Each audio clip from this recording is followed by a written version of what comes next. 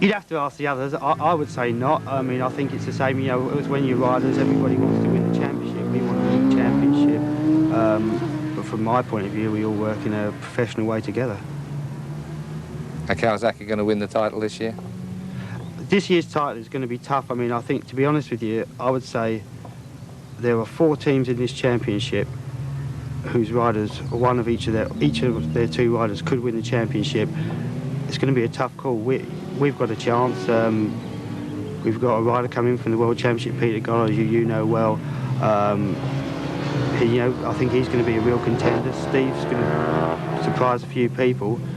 The 2 Ducati teams, and obviously Suzuki with Chris Walker, they, I believe, will be the champion will come from one of those 4 teams.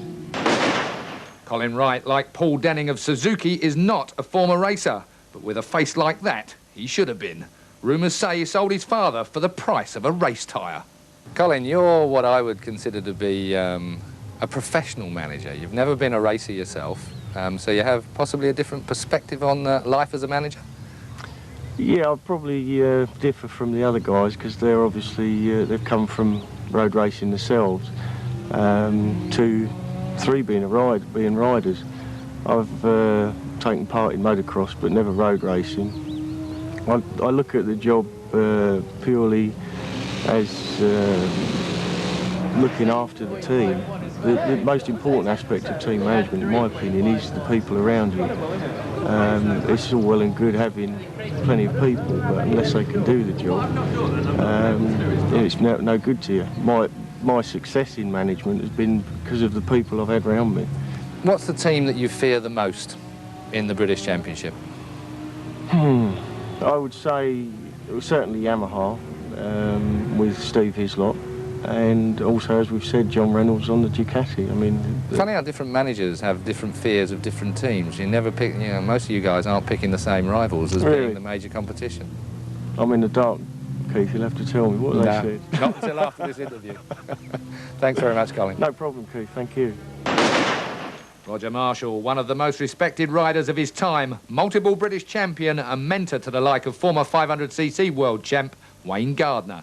He also seems like a good guy. Don't be fooled.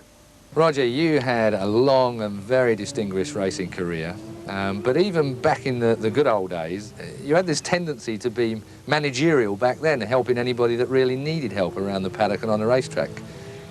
Yeah, that's right, Keith. I just... maybe it's because I'm a Lincolnshire lad, I'm not quite sure, but, you know, I've helped a lot of guys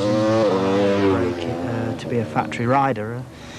You know, all my teammates, you know, I seem to, when they're having a bad time, I seem to be able to get the best out of them. I think that's maybe what the factories liked about me, bringing people on, and then they had 2 good riders in the team. Well, it was my view, and I have to say that quite often you brought the young riders on, and it was to detriment of your own career to some extent. I mean, you almost sacrificed yourself in certain situations. Roger Burnett, when you were riding the V3 Hondas and the like, you really got Roger going so well that it was quite difficult for you to compete with him even. Yeah, I mean, Roger, his mum and dad used to bring him to Cadwell and as a lad, and then he worked in a motorcycle shop in Grimsby, and then he actually became my mechanic in 1980 when I was riding the George Beale Yamaha, and eventually become a teammate at the Rothmans Honda team. And I knew he was ready for it, but unfortunately when he first joined Honda, I actually lapped him a couple of times, and Barry Simmons, then the team manager, was getting a bit worried, and then I started to help Roger, and well, the bugger beat me within 2 years. He took the British Championship off me, so it wasn't to my benefit in the end. It seems to me that you really have no real idea of who's going to do it this year. Is it really going to be that close to the British Championship? I think it's going to be fantastically close, but I can feel a 1-2. For Rev A Red Bull? For Rev A Red Bull. About time too. Yeah, we'll do it for Ben and June, eh? Ray Stringer, Britain's leading privateer till he moved into management, now puts his weight behind Paul Young and Michael Rutter. He revels in being the underdog in any shootout. Ray, you're the team manager, I have to say, from my point of view, with the most pressure this year. You're probably considered as a team as an underdog. You've got two very, very good riders, one of them in Michael Rudder, probably quite demanding because he's been there, done that.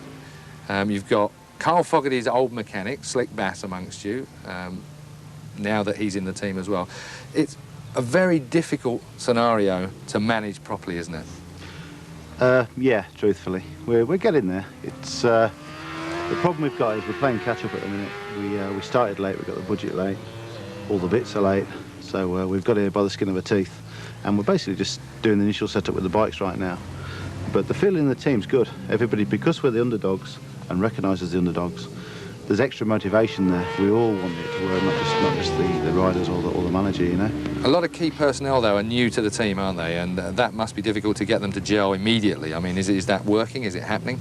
It is, yeah. It is. To start with, we had a few problems with, not really problems, but same as any team, really, getting the pecking order sorted, really, and who's, I wouldn't say in charge, but who's got the most knowledge, really, which is obviously Slick Bass as far as the setup in the team goes. We're not wanting for anything, you know. We have got a budget. Okay, it's not as big as INS's, but when we beat them, that'll make it all the sweeter. When you look at the other team managers with quite considerable budgets and obviously some factory support coming in there as well, I mean, who out of the order of the other four that we've spoken to, what order would you put them in as far as management status is concerned? Who's the top manager in the paddock? Put them on the spot here, aren't you? Yep, absolutely. You're the only one that I can ask that question of, because they are really looking after budgets, somebody else's manufacturers. They've got to say the right things to quite some, but you're independent in my view. Yeah, you're right there. I think I've got to say that I've got the most respect for Rob Mack, because he's been there, seen it, done it. I mean, so have some of the others as well. But he's still at the sharp end of it from what I can see. You know, we've still got a bike that's yet to be proven. I mean, he's out there to down, as far as I know, his lop's the fastest so far against, you know, all the Ducatis. So that's encouraging for me as well. We're on Yamaha's the same. We've got the same sort of horsepower, same suspension. Like I said earlier, it's just putting the whole package together. I think of all of them, I'd say Rob Mack's the one I respect the most. But they're all fine managers. What do you expect from your team this year? What's your greatest expectations? What's the thing that you're going to go to bed at the end of this season and go, oh, thank God? I want to win races. Realistically, I'm not going to say we're going to win the championship, but I think we can upset a few people. If it rains, for sure, and in the dry as well, you know, we're more than capable. It's just about getting the package right. What we are is a new team. Like you say, everybody's been thrown in together. We've got to sort it all out, make it a functional team. But there's a good feeling in the team, and everybody's motivated, very highly motivated. We've got the bikes built now, so now it's just test until we get the right combination. Rob McElnay, he's most dangerous when cornered on a fairway. This man was a top Grand Prix rider and will shoot anyone that tries to stop him from providing the best for his riders. Rob, your team has been, over the last few years, the most successful team in British Superbike racing. Then came last year. Well, I guess a good thing's going to come to an end, but it was an investing year for us. The all-conquering YZF came to an end, and the new R7 turned up. And looking back, we started late. We had problems with a sponsor, no test time. I think we did really well at the end of the year, and it was always going to be an investing year. And to do what we did at the end, potentially win, we've got very close to winning 3 races at the end. And to start the season now, I put the season down to an investing year. Well, what you could say then is you got a few words of advice for the Harris brothers to run the Honda team this year, because they're all a bit late, aren't they? Yeah, exactly. It's a similar scenario. It's meant to be a race-going bike out of the box. It never happens that way. This R7 is the closest thing we've ever had. But they're going to have a tough time. I mean, they're the same as us last year. They're as late as we were. So. Well, you had a superb relationship personally and professionally with Neil Mackenzie.